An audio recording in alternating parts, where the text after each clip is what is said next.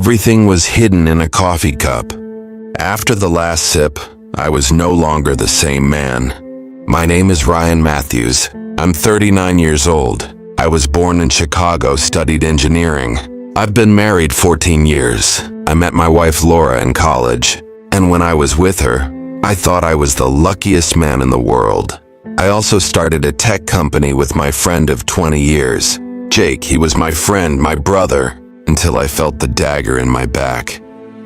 One day I had to go to work a little late. As I was getting my coffee and looking for my jacket, a notification popped up on Laura's phone. The screen was locked, but the preview was on. I can't stop thinking about last night. Same time, underneath it was Jake's name. My heart stopped for a moment. Time feels heavy. The sounds around me are muffled.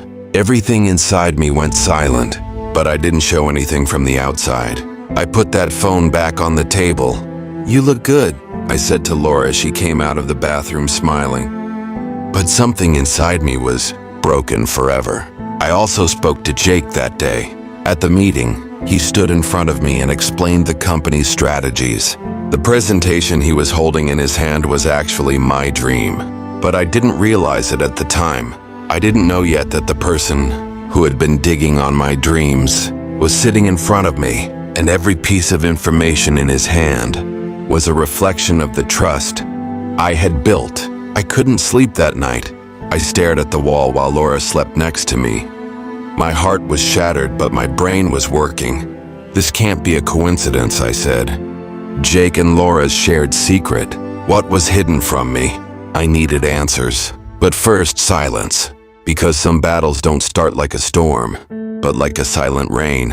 The next day, as soon as I woke up, I started paying attention to the details. Laura's phone habits had changed. Jake no longer included me in some meetings. But the real breaking point came in an email. It was sent to me by mistake. In the attachment was a new software project, but it didn't have my name on it, just Jake and Laura. At that moment, tears came to my eyes, but I didn't fall, because that's when I realized these two had sold not only my heart but my future, and I had given them everything. That's why I said nothing in return, because true revenge begins at the right moment, and I started waiting for that moment. The first day I didn't cry, I didn't shout, I just watched, because I understood. This war would not be won by shouting, but by reason. I snuck into Jake's meetings. I monitored the Zoom connections through an encrypted system. Screenshots, voice recordings, transcripts. Everything went into my archive.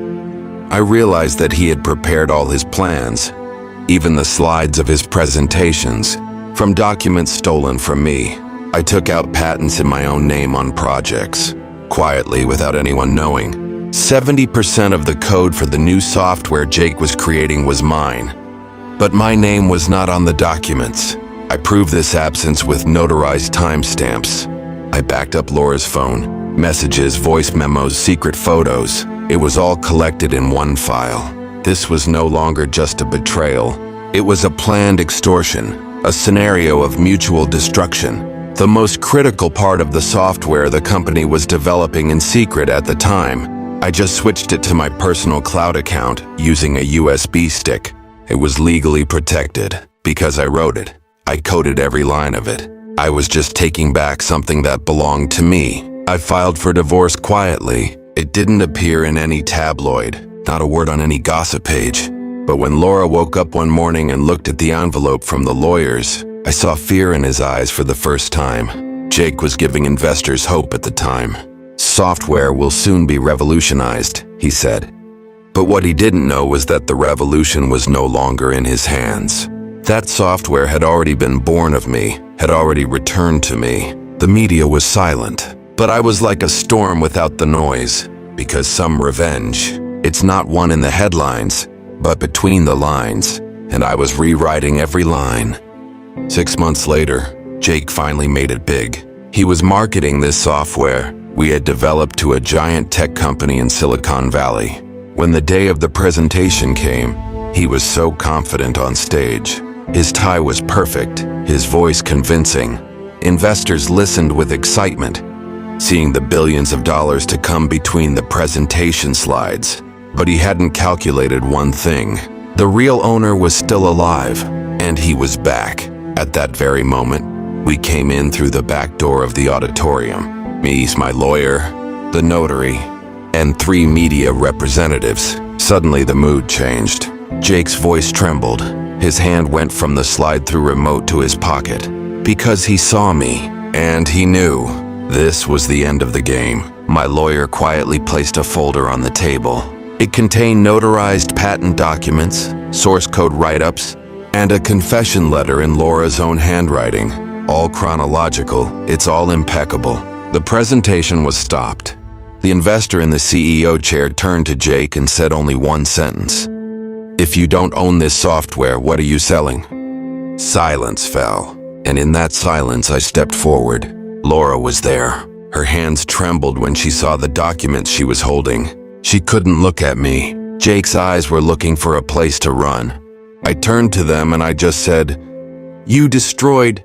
But I built an empire from the rubble. In that moment, everyone standing there saw that an engineer could not only write code, but also will. Those who had known me for years, as the quiet man, were now drowning in the sound of my strategy. The presentation was canceled. The company withdrew the deal. All rights to the software passed to me. And the next day, the media ran the following headline: "The man who outsmarted betrayal, Ryan Matthews. Jake's being sued, using confidential information for his own benefit, for forging documents to embezzle internal projects. And most painful of all, drowning in lies of his own making." Laura signed the divorce protocol. In her own words, "My biggest regret is that I underestimated Ryan. But I didn't hold a grudge, because I've learned that some battles are won quietly, and sometimes the best revenge is to return to the stage in triumph." Since that day, Ryan Matthews is no longer just an engineer, a leader who rose from the ashes, who defeated betrayal with intelligence. And after this story, let me tell you something. Sometimes in life you are betrayed. Sometimes the 2 people you trust the most join hands and shoot you in the back. But remember, if there is still a spark in your ashes, the fire can be reborn. What about you? If you had experienced such a betrayal, do you think you could have kept silent? Write in the comments, because who knows? Maybe we'll tell you about yours. And remember, subscribe for more such true and mind-opening stories. Don't forget to turn on the bell so you don't miss the next betrayal. Because every fall is the beginning of a transformation.